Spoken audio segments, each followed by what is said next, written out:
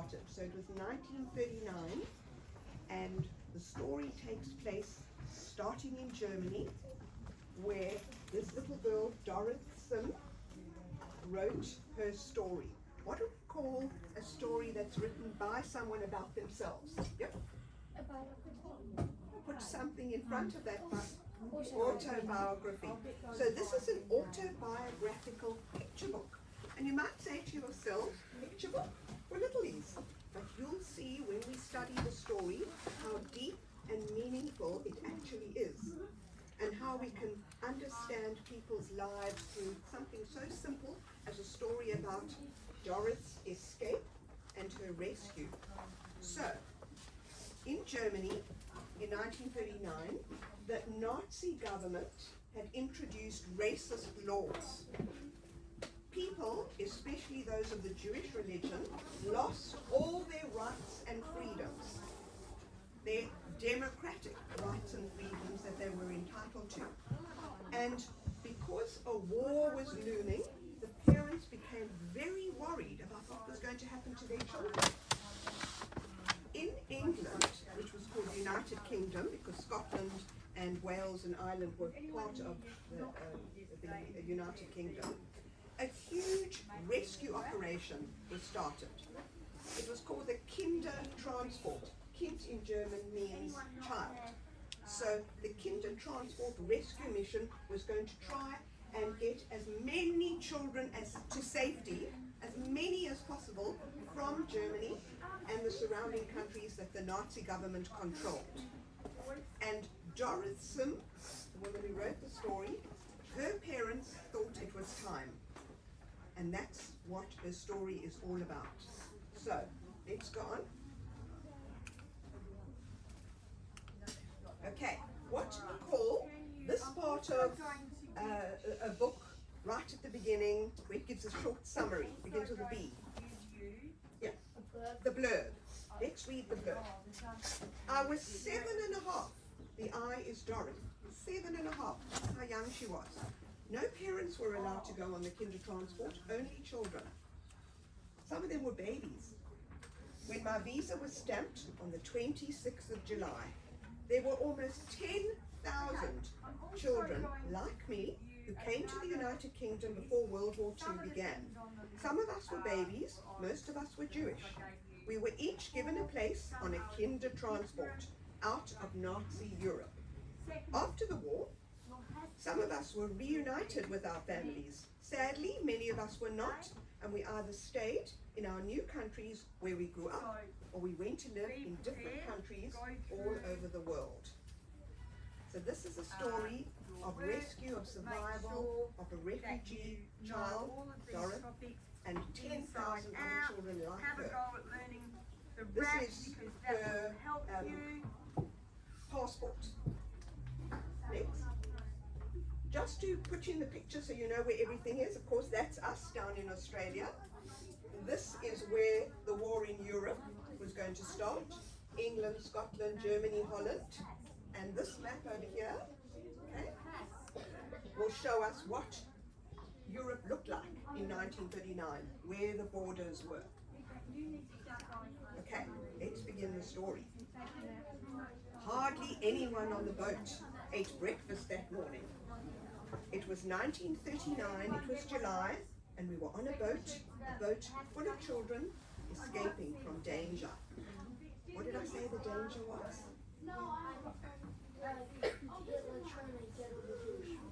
Yes, and of course a war as well. A huge war was looming. Right, now I want you to notice, on the boat is a little girl. Who's the little girl? Yep. Dorothy. Yes, it's Dorothy herself. Do you think she's looking forward or backwards? Alright, last night I started to... Yeah? And why do you think backwards? Because you can see like it's the back of the boat. Right, okay. So she's looking back at The home that she the home that she's leaving behind. Good. Lovely that you all put up your hands. I'll try and answer everybody, but you know, we have to move as well. I want you to notice what's on top of her head. What is it? Yeah. It's a bow. And what color? Red. A red bow. This red bow that she wears was put on her head by somebody. Who? Who do you think? Yep. The mom? Yes, her mum. And you can answer the next question. What kind of feelings do you think her mum had putting that red bow into her hair? Probably sad. Sadness. Do you think she would have put it in with lots of, I have trouble making that, love? Yeah. Yes. Lots of love that she would have put this bow into her daughter's hair. This red bow, we're going to see, weaves its way right through the story. And it's what we call a motif. It's an object that draws together all the strands of the story, all the themes. And one of the themes, as we said, somebody over there said, one of the themes is love. And we're going to see how that happens. What's under her arm? Yeah? Like a dog? Yes, it's actually her toy dog. Children have toy animals or dolls. Why? What's the point? Yes. What does it give you? Yes, and not just happiness. Yeah? Comfort's good word. Comfort, security. I bet you've all had those when you were little. You would have had those kind of soft toys. So, she's on the way. Right? Next. Back at the Hamburg train station. Where's Hamburg? Does anybody know? Yeah? Yes, big city in Germany. A train had been waiting to take us to Holland, to the boat. What's Holland called now? Do you know? Begins with an N. Netherlands. Netherlands, right. Mutti and Fati, mum and dad in German, because they're leaving from Germany, told me the boat would take us to a new life. All the parents cried. We cried too. Can you imagine? On the platform, here's the little family. You can see her red bow glowing with the love that they're sharing between them. But I want you to look at that train. How it's been illustrated by the man that did the paintings for the book. Why do you think he's painted it like that? What's the feeling that it's supposed to evoke in you? Yes. It's a steam train because number one, I don't think electric trains are there. And what about the feelings of the it? feelings are like sadness and like depression And worry. And I think the Great Depression was in like the 1930s as Yeah, so that was leading off after that. So this huge, imposing, think about the noise that would have been on that train. The loudness, yes? Yes, definitely. All that kind of thing. So, we are very much shown how the colours evoke this feeling of the menace of the train. It's chugging away, waiting to take the children from their parents to be looked after in England. Okay? One little girl cried loudest of all when she dropped her toy dog on the track. A man rescued the dog. He called catch as he threw it to her. Right after she caught it, the train began to move. The girl stopped crying and clutched her dog, and she waved goodbye to the man. So, looking at this man, the station man, I call him, I want you to think about his action. We know that he did that, but think about what he did and why he did it. What do you think? Yep. Because the girl was sad because her dog was on the track, And she wanted it back, and he was being kind. Kind. Yep. That word, kind. We are going to see kind and kindness as a theme weaving its way through our story. So this man did a kind act. He could have just left the dog. What did he care? But he did care. What have the children got around their necks? Yes? The tags. And what would be on the tags? Numbers. Definitely, because there are 10,000 children, they would need to have numbers, yeah? Their name? Their ages? Perhaps they would have had an identity picture and one more thing. Yes, definitely birthday. And of course their destination, where they were going to. Right. Yeah?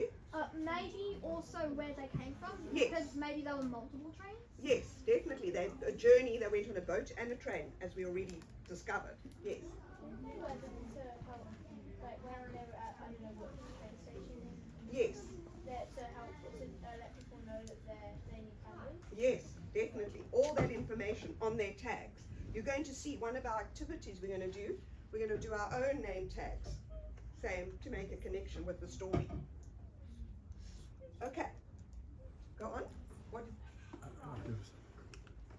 Right, next page. At last, the train stopped. A big boy said we were in Holland. We sat in a green field and ate cheese sandwiches. We sang songs to the Dutch people who helped us. One song was about a mermaid. They gave us milk and chocolate, and soon we were on our way again. What's the first thing that strikes you about this incredible picture of the children having a picnic? Yeah. The happiness, but what's that colour that evokes the happiness? What are the colours? Yep. Yellow, definitely. Anything else? Yeah? Like the light green. Yes, that light green. And what about the expressions on their faces? Yes?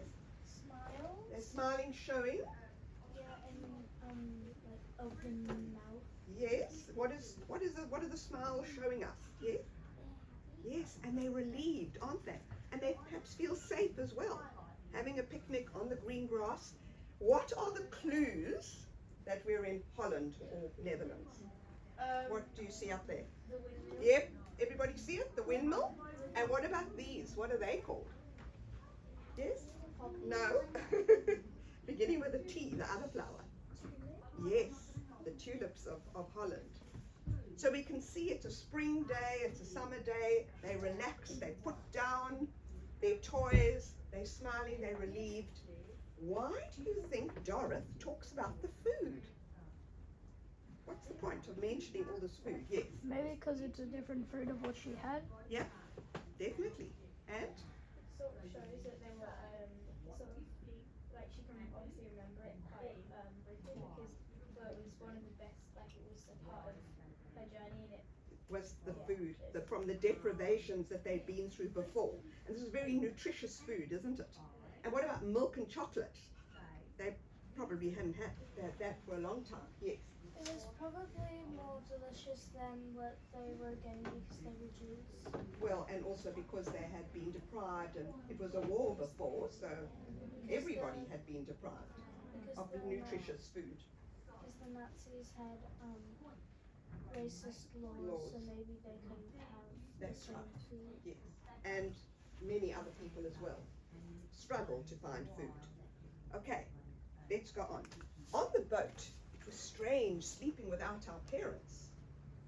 Only brothers and sisters knew anyone. In the night, some children got lost. They left their cabins to look for the bathrooms and could not remember their way back. So here they are on a boat, doing normal things like changing into their pajamas. But I want you to think a little bit deeper about what's written here. We know that some kids couldn't find if they were in cabin number 1 or cabin number 2. But look at this last line. Read it again to yourselves. What do you think is really happening here? Right, yes. Yes, but we know that because they've said they couldn't find their way because they were on the boat. What is it? The other meaning here. It's because they were like all little kids and they couldn't find. Yeah, what do you think? Maybe it sends a message that they can't find their way home. What's the home? The boat. One more. In like their country. Yes. Yes, what do you understand? Yes, that's exactly right. So, this is what I mean by thinking deeper, on a deeper level. Couldn't find their way back to their homes, their own families, to their past. It's called foreshadowing. That's the literary technique that you'll learn about, but it gives us clues about the future. Okay. Then it was time to leave the boat. We wore name tags around our necks. There was a wooden bridge. Looking through the slats of the sea made me dizzy. I didn't want to move, but everyone behind pushed me. I shut my eyes and held the rail. I shuffled forward with my eyes closed. At last, my feet touched the ground. That's when I started to cry. of view have we changed to here? You've learned point of view, haven't you? Yes? What is it called? Yeah? What's it called? Yeah? Point of view? Anyone? Yes? First person point of view, which is I, me. So we see how Dorothy is now talking about herself. Everything is now I. It wasn't before. Why do you think the story has changed to first person point of view? What would be the bigger picture here? What's happening? Like she's explaining it in her own words about what it felt like, her own emotions. Right, yes? So people feel more connection to the book. Yes, to her experience. It's now up to Dora. Everything that happens from now on, it's her. No more is she part of a big group, and that's when the reality strikes. As it says, my feet touch the ground. You know that expression, to be grounded? Well, that's it. What do you think is in this? First of all, what is this called? Called out? A suitcase. Suitcase. What do you think is inside that suitcase? On a journey, what would she have taken? A toy dog. Well, she's actually carrying it. So what else would be in there? Like oil essentials like Yeah. toothbrushes and stuff. Yeah, your toiletries, Clothing. pajamas. Yes, Things of her parents. like? A necklace. Yeah, maybe necklace. Photos, necklaces, what else? Little snack. Some maybe little snacks. And one more. Oh, I was going to say snacks. Yeah, so this is our first idea, everyone, where we've got a repository, that's what it's called, something that you put things into. So she's got practical things which her parents would have put in for her that she needs for the journey and for afterward, as well as sentimental items, like you said, perhaps a necklace, perhaps some photos. We're going to see how the idea of putting things somewhere to keep safe is in the later part of the story. We'll get there. Okay, now they're starting the next part of their journey. A train stood ready. Someone said it was a British train taking us to London. Many people were there. Some children had friends or family to meet them. Others looked around for help. There were men with cameras and people holding photographs. Those people had promised to take children into their homes. The children would be part of their families until they could be with their own parents again. So the Kindertransport needed volunteer families to look after the children. I want you to look at this group of adults over here and look at their actions. You can see they're doing this. What's it showing us? They see like the kid that they want and they want to hug. They want to hug. And what does the hugging suggest? Yeah. They want to comfort them. Yes, of course. They want to help them, comfort them, look after them. Maybe they know them. Yes, if they did know them, and many of them did have family there, but many didn't. Yeah? Maybe it helps them for Yes, good, excellent. Right, there's little Dorothy waiting her turn. This is called the Liverpool Street Station, where Dorothy got off the train. And it actually does look like that. I'll show you pictures later. Why do you think it says there were men with cameras? Who are they? Yeah? Maybe like the news. Yes, yes, straight away you knew that answer. The Kindertransport needed huge publicity. So there were cameras taking photos of children arriving so that they could publicize it. Okay? A man and a woman looked at a photograph. The wife touched her husband's arm. Look, she said, the child we picked. The girl with the red ribbon and the big toy dog. That's how they found me, Dora. So this identity of her red ribbon, it's in there, and that's how they knew who she was. What do you make of this man who's down on his knee? Why would he do that? Yeah? To like kind of reach her heart so we could speak face to face with her. Yes, excellent answer. Face to face, eye contact. But why? I want to know why he did that. Yes. I think like Yeah, yes. And? makes her feel more safe and comfortable. Yes. All those words you're using are right. To give comfort, to make her feel safe, to make her feel welcome. So he can hug her. Eventually, yes, they will. Let's see what happens next. A man with them, that's the man, spoke German. He said, excuse my German, everybody, Willkommen, schön Kind. Welcome, beautiful child. Aren't those just lovely words to use to put her at her ease? All I could say in English was, I have a handkerchief in my pocket. That's how I began to teach myself.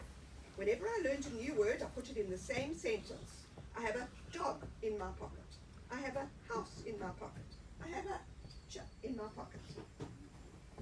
What do you think of that way of learning a new language? Yeah? It makes sense because if you put everything into the same sentence, like you can, like it's learning a line in its head. Yeah. You can, once you look at the sentence and you try and memorize it, it helps. Yeah, good. And one more? Quite smart. Yes, it is smart. Somebody in the other class used the word creative. But now, this is when I'm asking you to think a little bit deeper. Is she really putting words in a pocket, literally? No. What is she doing with those words? Where are they going? Yep. Yep, that's it. Up here in her brain.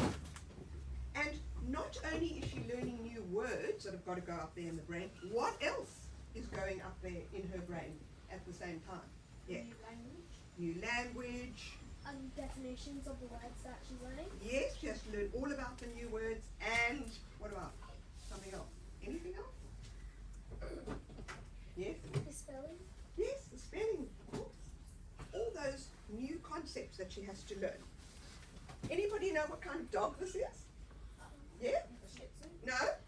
Staffy. No? Jack. No? Western Terrier. Got it on 4. Thank you. We always have this little quiz, and it always, well, I put a picture first, but somebody always seems to know what it is. It's called a terrier, and you're right, it's a Westie. Excellent. Or, Why do you think Scottish. her- Or Scottish Terrier. Yeah, Scottish Terrier. Why do you think the man's got his hand on his shoulder there? Yeah? So maybe for once like around the dog, because probably haven't interacted with like animals like that before. Absolutely correct. She's had a toy dog up until now, and just before the war, people certainly didn't have pets. Right, let's go on. Kinderfriend. Kinderfriend wants to say something. Yes, what did you? Looks like it. Face looks She looks scared, doesn't she? Yeah, she does. He's reassuring her. The man and the woman came from Scotland. Everything was different. Think about that. Completely different to what she's come from. In Germany, I sat on a little seat on my father's bike. In Edinburgh, where they lived, there was a car, and I had a real dog. Edinburgh's in the capital, Scotland. Now, I want you to look at how the artist has portrayed the dad on the bike. Why do you think it's huge like this right in front of our faces? What's it telling us about Dorrit and her experience? Yeah. The perspective of what she was looking at. What she's looking back at. Yes? But it's sort of like a meaning to it is that she feels small when like he's on the bike, so it makes because she's probably not seen that for a long time. But the smallness is also part of her memory. Yeah. That he is huge and looming at this point in her memory. Yeah? That's what I was gonna say. Yes, good. And then she's going to turn around, put the past, the old world behind her, and she's going to go, well, the new car behind her. So, it's the old and the new world that are now having to trade places. You can see she's still got her red ribbon in her hair. That's her identity. Okay? In Germany, I couldn't play with the children in our street because I was Jewish. Now I played with my new Scottish friends. Soon I was calling the woman and man mummy and daddy. After all, I called my real parents Mutti and Vati. I want you to look closely at this incredible photo, painting of the children, because it tells us so much about the refugee experience. Who's going to start us off? Yes. Her movement isn't as large as the other kids, and her smile isn't as big. She looks happy though, don't you think? Yes, go on. Like sort of the colours of the painting, like in like the one in the train station, you know, they're a bit more like dark colours. Yes. And what are these colours? like bright and They're the bright colours, aren't they? Which we associated earlier. The yellows and the greens. Definitely colours of happiness, yes. That all the different, all the kids are all different. Yes, they are. They are all different. What are they showing us about the holding of the hands? But yes, yes, acceptance. The friendship of the new children that she's met. They are including her in all their games. Yes. Looks like they're playing around the road. It does, doesn't it? Yeah. She does look really happy. Does anybody have any comments to make about the wall behind them? This is the deeper thinking. Yeah. Because it's all colourful. Like, this kids like all colourful stuff. Yeah? What about that It's all side? like blue and stuff. Yeah? What do you think? Well, the other way around. Let's say it goes from dark to light. And what do you think that's suggesting? Yes. So she's moved from the deep sadness and all the problems that have happened into a safe space where it's light and bright and colourful. So that's what I mean about thinking a bit deeper about what colours represent, what the story represents about life. We are coming now to the last page. We're already on the last page of the story. And I want you to think very carefully about all the elements that are going to come together now.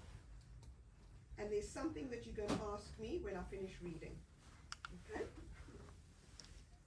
I got a letter from Mutti and Vati. We miss you so much. Remember to be good. And don't forget to write to us.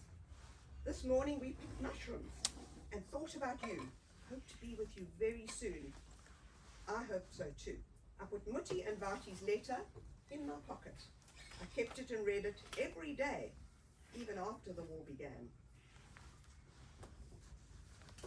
What's going through your mind? What question do you want to ask me? Anybody? Teacher? Yes? Are we going to be making a pocket? No, that's not the question. Yes? Like, this is probably a question, but the girl in the story sort of looks like you. Ah, okay, thanks. Yes, what's your question? Did the war begin after? So what question are you going to ask me? What's your next question? Thank you. What's the question? Hit the nail on the head. Okay. People, it was a terrible war. Millions of people died in the Second World War. Doris' parents didn't make it. That might have been the last letter. They died in the war. But, and there's a very big but, Doris herself was saved. She was a refugee girl, went to England. Then she went up to Scotland with a new family, and she lived a very happy life there. She got married. She had 6 children, and when she was finally finished having her children, and she had time, she wrote her autobiographical picture book. And then she went around to schools, just like I'm doing today. She went around to classrooms, and she told her story. My question to you is, why do you think she did that? Lots of answers to that. There's no wrong answer. Yeah. So then people can realize what she's been through. Yes, what she'd been through, what other children in her situation had gone through. Yes. So What do you think? kids be grateful that there's no wars going on? Yes, of course. Excellent answer. Just try to keep still.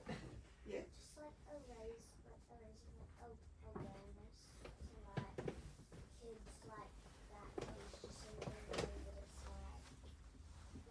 it's so good that they like got parents. Yes, and it should show discrimination, persecution, all the consequences of that. But yes, I agree with you, to show how grateful one should be for what one does have. Yes. Like she wanted to share her story with other people because World War II, like you learn it in school, and it's easier to sort of learn about World War II when you have it coming from someone's perspective. Yes, excellent answer. One more. I have a theory. So, you see, she's not holding her pet dog anymore. So I think the dog was just there for comfort, and now that she's in her new home and has her own dog, she doesn't play with her. Yeah, but it's also a little bit deeper than that. Have you learned metaphors? Because this dog we could look at as a metaphor for something. Anyone got any ideas? Could be standing for something. What do you think? Could be now her.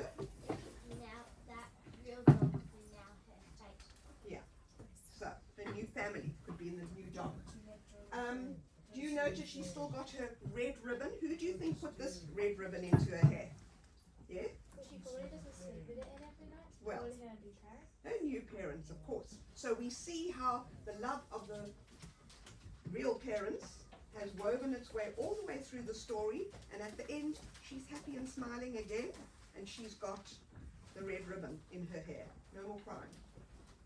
What about the new parents wanting her to call them mummy and daddy? What do you think of that? Well, if she was English, we don't know if she and she was just going to a new family. She might not call them mum and daddy because it's the same language, but since it's Matty and Matty in She's German, still got that. she's still got that, Yeah. and it's not. But close. I'm asking you about why they want to be called that. I think that they Yeah, that is true also. Yes? They want to be accepted as her real mom and dad. Yes, yes, or they want her to feel like their daughter. What kind of action would that be on the part of the new parents? Very the theme of the story. She feels the same safeness she felt Yes, with so and also this idea of the kindness. Yes. You're going to say kindness. Okay. So what I want you to think about is the fact that the letter went into a pocket. So what else could the pocket be a symbol of or a metaphor for? I know it's a deep question, but think about how the pocket is represented here. Anyone got any ideas? Yes. That's what she's doing physically. What else is going into the pocket? She might think her pocket is like her heart. So Yes. her mom and dad is in her heart. Lovely way of putting it. Like her heart and all the feelings and emotions of her love for her parents and now her new friends can all be put into a pocket for safekeeping. That's what we use pockets for, to put things in for safety. Alright. I want to just quickly recap everybody the examples of kindness, which is a major theme of this story. I want you to tell me the ideas of kindness in the story. Put up your hands as soon as you think of the examples of them in the story. Yep. Yes, the parents giving her the red ribbon, the kindness of her parents, the bravery of her parents to put her on the train. Another one? Yes, the station man rescuing the dog, giving it back to her. That's two. Come on, there are lots more. Think about what's happened. Yes, can you think of another one? The new friends accepting her for who she is and playing with her. Yes. A new dog. The new dog. Okay, and the fact that it's now like her family. Yes. She's able to have a new home and be safe. Yes. Excellent. Other ideas of kindness? We've left out one. Yes, the Dutch people, the picnic. The Dutch people gave them food. And another one? Oh no, I was just. Any more? Her real parents didn't stop putting bows in her hair because they knew it was special to her. Yes. And the biggest picture of all, yeah? One more, sorry. them adopting. Yes, the adoption. Yeah, well, she wasn't actually adopted. She was fostered. They looked after her when she was a little girl. The biggest kindness of all is the Kindertransport itself that rescued so many children over a very short space of time. It was about 9 months, and then the war started and it had to stop. Right, what we're going to do now is have a look at a contemporary video which means it's a video made now, but the words are from the story, and then we're going to look at some photos and other images of the real Dorrit.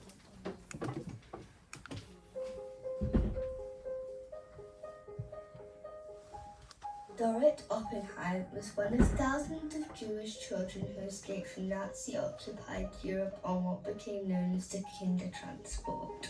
She was 7.5 when she left Germany. Hundreds of British families agreed to become their foster parents, and over the next 9 months, nearly 10,000 unaccompanied children arrived. Like Dorrit, many would never see their parents again and stayed for the rest of their lives. Dorrit wrote a book about her journey. These are her words.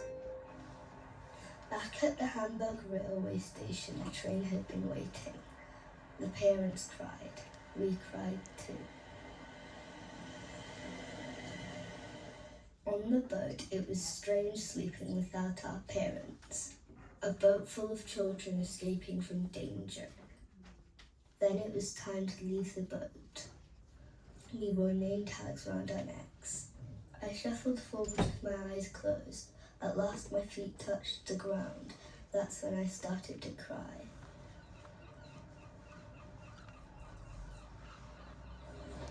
The train stood ready, taking us to London. Some children had friends or family to meet them. Others looked around for help. There were men with cameras and people holding photographs. Those people had promised to take children into their homes. A man and a woman studied the photograph. The wife touched her husband's arm. Look, the girl with the red ribbon and a big toy dog. That's how they found me. The couple spoke English. All I could say was, I have a handkerchief in my pocket. That's how I began to teach myself. Whenever I learned a new word, I put it in the same sentence. I have a dog in my pocket. I have a house in my pocket. I have a teacher in my pocket. The man and the woman came from Scotland. Everything there was different. In Germany, I couldn't play in our street with the other children because I was Jewish. Now I played with my new Scottish friends, and I had a real dog. Soon I was calling the woman and man Mummy and Daddy. After all, I called my real parents Mutti and Fati.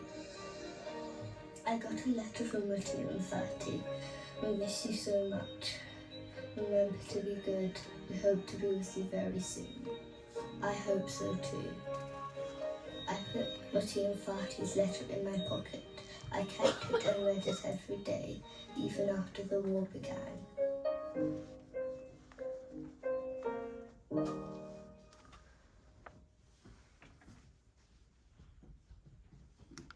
So here's a picture of Dorrit as a little girl, then as a young woman, and then as an older lady. So she was about 80 when she passed away, not that long ago. Here she is as a baby with her parents, Mutti and Fati, whose names were Gertrude and Hans Oppenheim, and the city they came from in Germany was called Kassel. This is a true picture of Dorrit. There she is in her classroom before she wasn't allowed to go to school anymore. So that's in Germany. I put this picture in because I wanted to show you how young some of the Kindertransport children were. There they are with their numbers. That's not Dorrit. And this is her real granddaughter, Isla, who posed for the picture when the book was published. These are the identity documents that they had to have, showing who they were, and that's actually her number up there, 8725.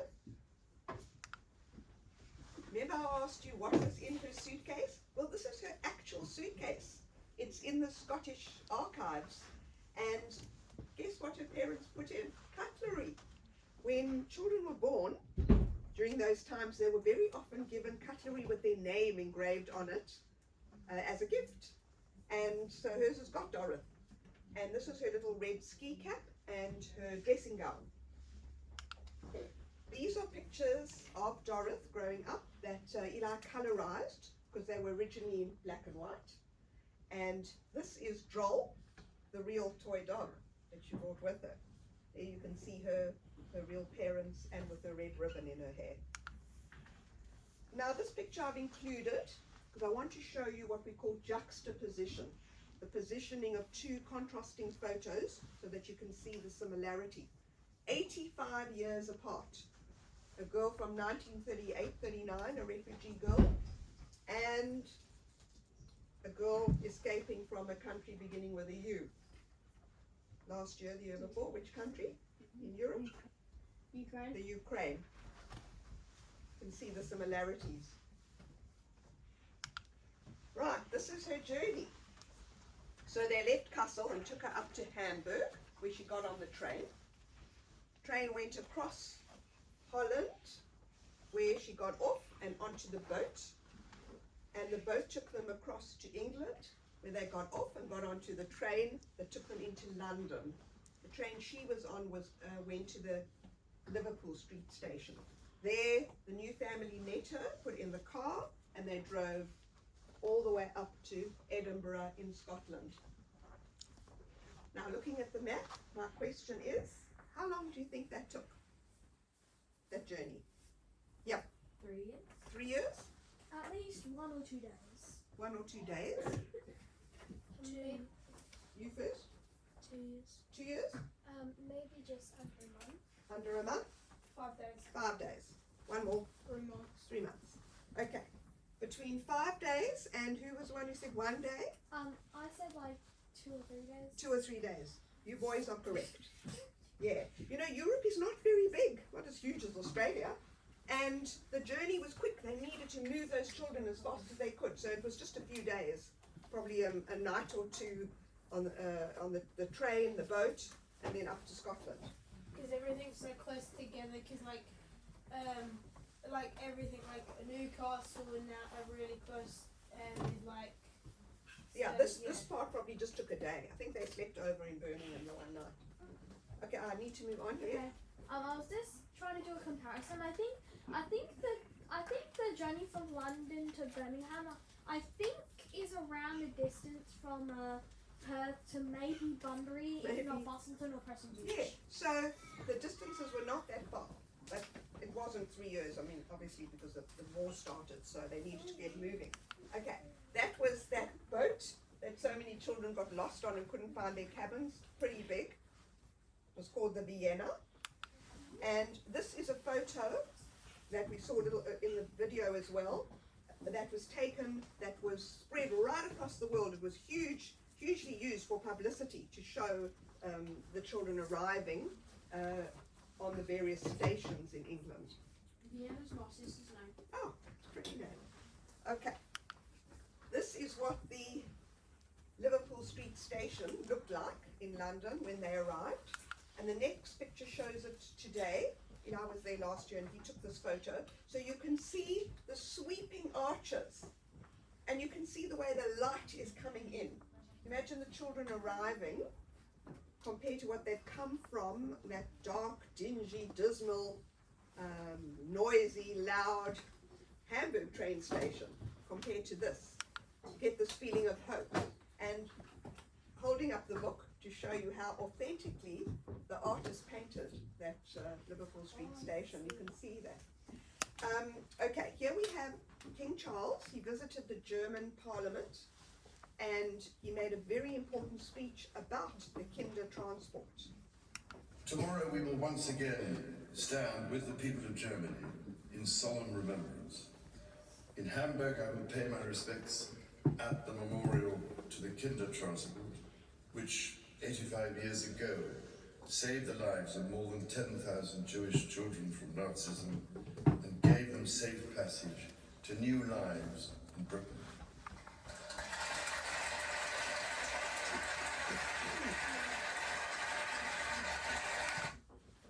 And that's what he did in the rain. He went to pay his respects at the memorial. So there are statues in quite a lot of different cities around Europe and in England as well that commemorate the Kindertransport. And this is the one at the Liverpool Street station. You can see here this is actually a violin case, because some of the children were 14 and 15 years old, and if they played the violin, they wanted to bring it with. So if they could carry it, they could bring them with. And you can see she's holding a toy dog, and they've got their numbers. Yep. I was just thinking, like with the King Charles going to the Hamburg, did King Charles go this year? It was last year that he went. Here are just some photos of other statues around the cities that sent the children away to England. Hamburg, Berlin, Gdansk in Poland, Hook of Holland, Rotterdam, Vienna, Harwich, Liverpool. There are others, but we couldn't put them on. Now, who's he? Paddington Bear. Michael Bond, the man who created Paddington Bear, was a little boy during the late 1930s, and he used to see groups of children arriving off the trains at the train stations. And it obviously stuck in his mind all the years, and when he created Paddington many years later, he made a refugee bear that looked like the children he'd seen, carrying a suitcase in their little duffel coats, with a label around their necks, with a hat on their heads. So, a refugee bear that wanted to be saved. Please adopt me. Yes.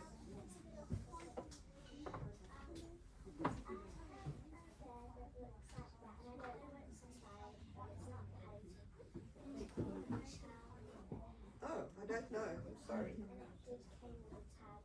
Also with a tag. It's the same idea, obviously. Okay, go on. Sorry. That's the model car that we saw in the one picture. The new family had this kind of car. Car was called a Boston 7. This is the family that took her in. Their surname was Gallimore, and they were Fred and Sophie. They didn't have children when they took Dorothy in, but they did go on to have their own children later. And this is Dorothy herself with 4 of her 6 children. Here is Dorothy with her husband when they got married. His name's Andrew, and that was them when they went back to Kassel in Germany. She wanted to have a look for herself and show him her birthplace. But that's one of the most important photos that you'll see. One girl was saved. One refugee girl was saved. That is her family. Those are her descendants, her children, her grandchildren. I don't even think they're all in the photo. This is quite a recent photo. They all live in Scotland. So there you have a whole family. Yeah. To recap, how Dorothy learnt to speak English by pretending to put the words into her pocket. And the idea of the pocket is what we're going to do now with our art. Can we go on with that? I just need to have a sip of water. Right, everybody, I'm going to explain to you how we are going to do the painting of the pockets. Some of you caught a glimpse from next door what they were doing.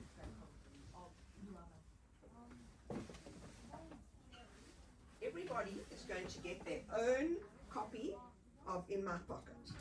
It's for you to keep. It's a miniature version of the story. And I want you to look through it and get inspiration from the pictures of what you just saw and in the book of what you're going to paint on your pocket. Something that resonated with you, something special about the story. Okay? How it works is that you have to have In My Pocket somewhere on your pocket. Either bubble writing like that, or you can just do simple writing like that. You can do a drawing of a picture. There are quite a few dogs. We've just chosen randomly to show you. Fabulous color paints we've got. The background, some of it is done with a sponge. I'll be giving you all sponges, so you'll splotch, splotch, splotch to get the background. This is what your pocket looks like. Inside is a piece of cardboard. You can take it out for the first part, but when you do your painting, please put it back in, because otherwise the paint seeps through. So, this is the process. First of all, you're looking through your book, you're choosing what you want to do, and you do your drawing in pencil. You've got your eraser, so you can rub out, you write your In My Pocket. When you've done that and you're happy, please show it to us, and we will come around and say, yes, it's fine, you're ready to do the next step. The next step is your black marker. you go over in black marker your whole drawing. Then you can start your painting. You will have paintbrushes, you will have these palettes we're going to be putting on. We've got other colors if you need, like brown, just ask me, I've got. I'll come around and talk to each table individually as well. There will be water on the tables for washing your brushes, and there'll be a palette as well. Everyone will get one of these to put on the table so you can mix your colors. So you can see here's the process, and this is the final product of this particular one we chose. This is the shape of this pocket, slightly different, and the teacher pinned it up. You can see how the background has been done with a sponge, with painting as well. The big, bold, brown train that you use. You can do whatever you like in whichever way you like. If you do something that's not quite connected to the story, you must have something from the story, like the red ribbon or the tulips or the windmill or the cheese. Some people like to draw the cheese. You know, anything you like, I don't mind, but it must be connected to the story. I'm going to stop there because it's a lot to process and to think about. Let me just show you here some examples. We'll leave this up on the screen that people have done, so you can do straight from the book like that, or you can do the concepts of what was important in the story to you. There's one in my pocket with the bow and the dog. To show you some classes, this was Baylands, I think, Peninsula Primary School. That was year 6. And this was, well, I can't remember. But anyway, there they are, a whole big class full of people, all done within the 2-hour span that we've had. This was also a year 5 class. And this is, I think, a year 6 class. And there's a composite just to show you. We've done in my pocket lots of different schools, and it's really good fun. So we have until, how long have we got? We've got until 1:40. 1:40, and then that's just over an hour we've got. And we will tell you after every 10 or 15 minutes, now you should be finished your pencil, now you should be finished your black, now you should start on your painting. We need to finish 5 minutes before the end so we can take a group photo. Okay, so we're going to give out the in my pocket mini books now. Right, you need to grab your pencils, you won't do that. Yeah. Okay, we need a pencil, black marker, and an eraser.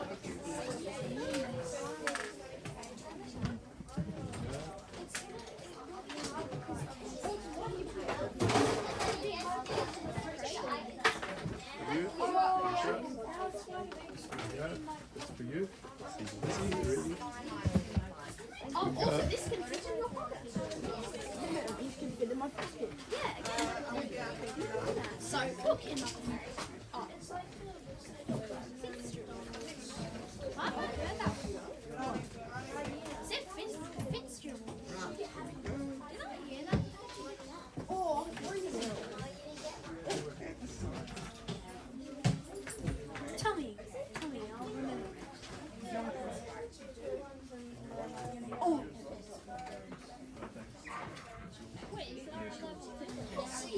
Are you joining us? Want to do it?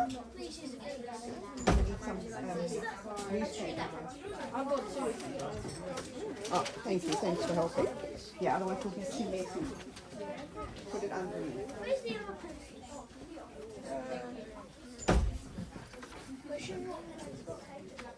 What if I just... I'll just super glue the book on that. I know. What if I just super glue the book on and bing bang boom, everything's done? This is you could possibly draw that. No, like just like slap the entire book on and bing bang boom. This is my idea. That's the